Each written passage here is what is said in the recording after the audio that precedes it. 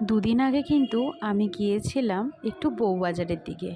সেখানে আমারই এক বন্ধুর বাড়ির ছাদে যখন গিয়েছিলাম, যথারীতি পুরনো বাড়ি, আর আকাশটাও ছিল কিন্তু বেশ সুন্দর মেঘলা। কিন্তু যাওয়ার পর এত সুন্দর ফুল, উফ, দেখে জাস্ট মনটা জুড়িয়ে গেল। তো কী করব, এই ওটা এটা ওটা ভিডিও করতে করতে লাস্টে একটা স্লোমো ভিডিও করলাম। গাছের পাতা সবুজ, উল্টো দিকে বৃষ্টি,